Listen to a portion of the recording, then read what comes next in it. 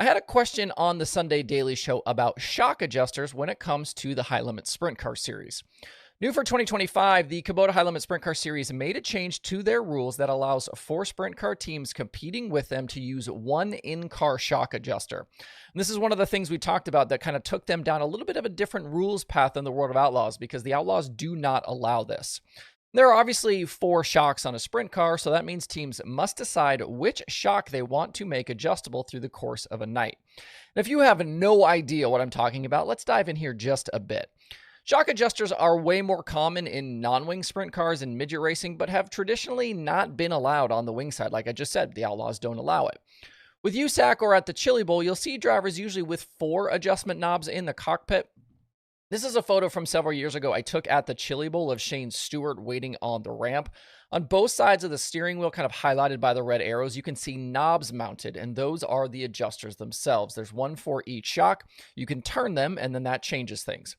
USAC rules actually allow for 5 knobs if a car runs a 5th shock on one corner.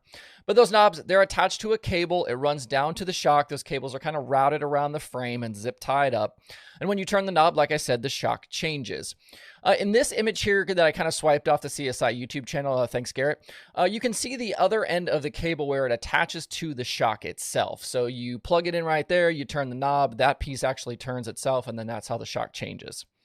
The high limit rule reads, quote, one in-car shock adjustment will be allowed. The adjustment is for compression or rebound settings or both settings together with a single movement. A single adjuster that adjusts both separately is not allowed. And then it says in parentheses, no push-pull adjusters, unquote. In a recent video on that CSI Shocks YouTube channel, go find it if you're curious. Garrett does a nice job over there.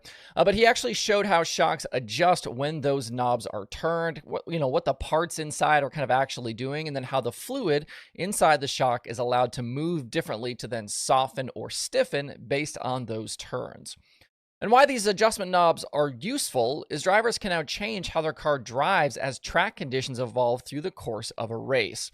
In a wing sprint car, drivers can adjust the wing position itself with a slider ram. You'll see guys, a lot of times it'll be off their left-hand side. There'll be like a little a lever there that they can push and pull back and forth that will actually change the wing. So then back to the original question. A commenter wanted to know which corner of the car was being used most often by high-limit teams. And I hit up a few crew chiefs since Sunday. It sounds like the right rear has been the most common. With one knob only, teams obviously have to make a choice, but that choice could technically change through the course of a night. You could actually have those cables kind of run to all four corners and then just change which one is hooked up to the knob. And then that preference could be different also based on conditions or track type.